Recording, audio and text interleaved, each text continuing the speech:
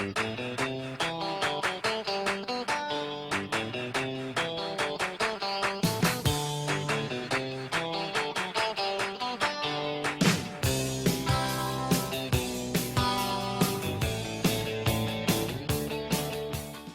folks, welcome to another edition of the Futures League Rundown. I'm your host, Ben Hayes. Last night, the semifinals kicked off and they lived up to the hype. Pitching was the name of the game as all four starting pitchers pitched at least 7 innings, allowing no more than 2 runs apiece. The Navigators and Bravehearts got things underway in Lynn last night. The Bravehearts are the back-to-back reigning champions.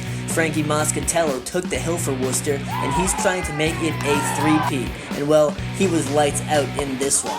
The right-hander from St. Thomas Aquinas pitched for 7.1 innings, allowing 1 run on 4 hits, while striking out 11 batters, equaling his season high for Ks in a single game this season.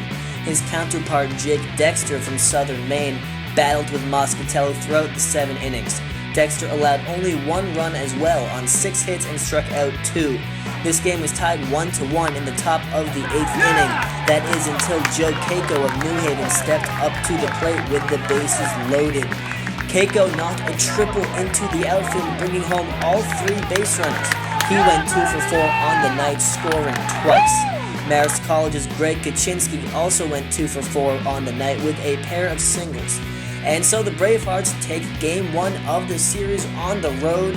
1 more and Worcester is headed back to the promised land. On the other side of the bracket, the 2-seed Mavericks took on the 3-seed Silver Knights in Nashua last night, and again we had a pitching duel. St. John's Gavin Hollowell got the nod for Nashua, and he pitched a gem in front of his home fans. Hollowell blanked the Mavs throughout his 7 innings of work, allowing 6 hits and 1 walk while striking out 5.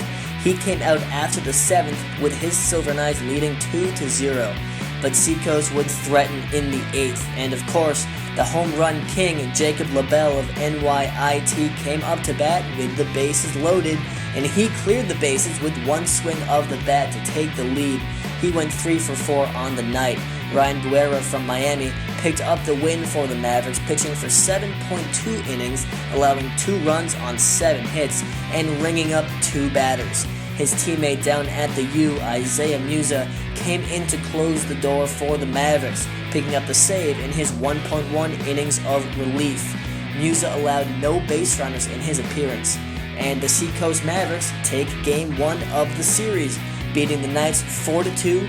Huge comeback win for the Mavs in this one. Now time for the player and pitcher of the night, brought to you by On Deck Sports, the official sponsor of the Futures League. And the On Deck Sports player of the night goes to Joe Keiko of the Worcester Bravehearts, as the outfielder from New Haven went 2 for 4 on the night with a triple while driving in 3 and scoring twice on his own.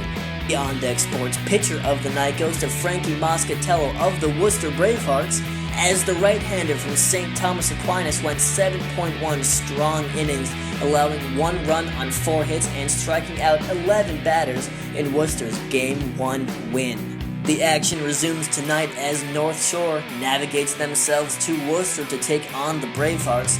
If Worcester wins, they advance to the finals. If the Navigators win, however, they will force a Game 3 winner-takes-all in Worcester tomorrow night. The Silver Knights head to the coast to battle the Mavericks.